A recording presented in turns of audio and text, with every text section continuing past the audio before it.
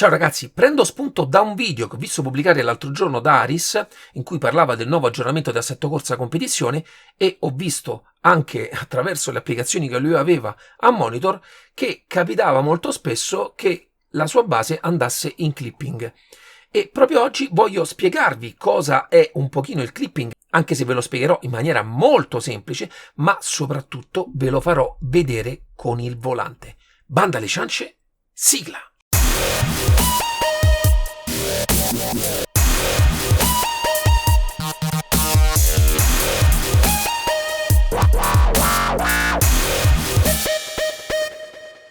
Ciao ragazzi, sentiamo molto spesso parlare di clipping. Molto spesso cerchiamo di settare al meglio le nostre basi per i giochi simulatori più disparati per cercare di sfruttarli al meglio, e una delle prime cose da fare per sfruttare al meglio un simulatore è cercare di stare il più lontano possibile dal clipping. Anticipo subito che questo è possibile molto più facilmente, soprattutto con basi direct drive da 10 Nm in su. Diciamo che al di sotto dei 10 Nm, molto spesso per avere un po' più di corposità e di vivacità nelle nostre basi, siamo costretti un pochino ad alzare i volumi in gioco e quindi avere un po' di clipping. Ma vi parlerò alla fine di quelli che sono i miei consigli, ma adesso cerco di spiegarvi che cosa è e che cosa succede. Voi dovete pensare al force feedback come un'onda sonora. Come quando succedeva con le radio di tanto tempo fa, quando vedevate le lancette del suono che da verde diventavano rosse e il suono andava in distorsione. Fondamentalmente è la stessa cosa. Praticamente nella zona di clipping, quando il volume del segnale è troppo alto, c'è una sorta di ritaglio di segnale in cui si appiattiscono quelle che sono tutte le sfumature del force feedback. E questo è quello che fondamentalmente succede nei nostri giochi. Perdiamo un pochino quello che è il colore di tutto quello che avviene nel gioco, che può essere la trama dell'asfalto, possono essere le asperità del terreno, possono essere anche la scivolata, la perdita d'aderenza. Tutto dipende appunto dal volume che noi utilizziamo del gioco, perché il clipping avviene dal gioco, non avviene dalla base, e quindi andiamo a perdere quelle che sono fondamentalmente informazioni. Ma ragazzi, sarà più semplice se ve lo faccio proprio vedere. Io utilizzo il mio SynCube 2 e vi faccio vedere che lo sto utilizzando per fare questa prova ad 8,8 Nm. Potrei utilizzarlo anche a meno. Probabilmente non ce la farei a utilizzarlo al 100% per fare questa prova, ma soprattutto per farvi capire che con qualsiasi forza può avvenire il clipping. Non serve per forza un volume elevato di forza, ma dipende molto come avete settato il gioco. Per l'occasione ho scelto assetto corsa e una pista ovale. Questo perché nella maggior parte dei simulatori il momento di picco di segnale continuo è soprattutto quando si affrontano le curve, e quindi ho voluto scegliere una pista ovale che aveva delle curve molto ampie e potevo stare molto tempo in percorrenza di curva. E vi faccio vedere. Adesso ho scelto una macchina qualsiasi, una McLaren, e vi faccio vedere come si comporta il volante. Guardate anche a 8 Nm, guardate, io lo tengo con un dito, vedete il volante comunque come si muove? Io lo sto tenendo soltanto così, guardate qua sulla curva, guardate, guardate.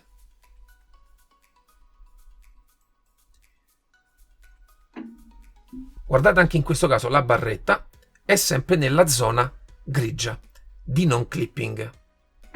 Guardate quando faccio la curva come si alza il volume, però è sempre dentro il range. Questo perché nel gioco, per esempio di Assetto Corsa, ho settato 65 come force feedback, che è quello corretto per non far mai clippare nessun'auto in nessuna condizione. Vedete? E anche così nella curva, guardate come si muove. Adesso vi faccio vedere una cosa. Mi fermo, aumento il segnale del gioco.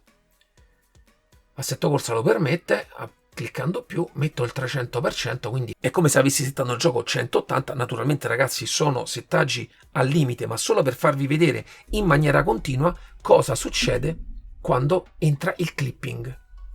Guardate, guardate adesso nella curva è totale e guardate il volante è totalmente fermo. Non sentite niente. Adesso su questa parte ritorna che si abbassa perché i volumi della strada sono più bassi, ma guardate quando faccio la curva che sono in totale clipping, non si muove, è totalmente fermo, non vi fa sentire praticamente nulla. Qua un pochino, guardate qui, Vedete? Totalmente fermo. E quindi vi perdete tutte quelle che è il bello di giocare ai nostri giochi che hanno piste in laser scan e che consentono di giocare e di avere delle sfumature molto belle tra le mani, soprattutto quando abbiamo le nostre amate basi Direct Drive. Ma voglio tornare ad abbassare il volume, ve lo faccio rivedere invece cosa succedeva quando avevamo volumi più normali. Vediamo, ritorno a 100, eccoci qua, guardate come si muove, anche ad un volume bassissimo. Naturalmente sempre sul dritto il volume basso si sentono uguali, ma guardate sulla curva, vedete?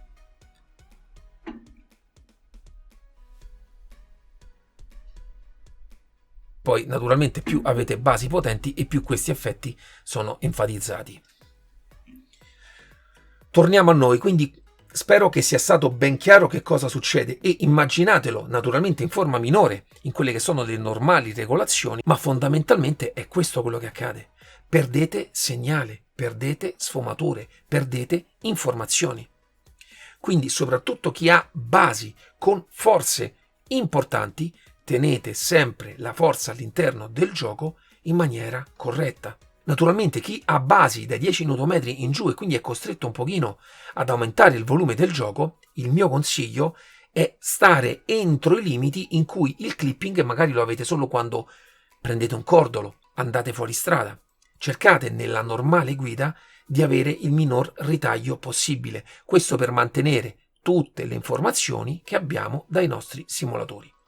Ragazzi, io spero che questo video sia stato, magari ad alcuni possa aver aperto gli occhi o magari a molti abbia avuto conferme di quello che succede perché magari già conoscevano molto bene questo fenomeno e spero veramente che vi sia piaciuto. Era un pochino che non facevo video un pochino più Che palle! tecnici e soprattutto sul force feedback a me tanto caro.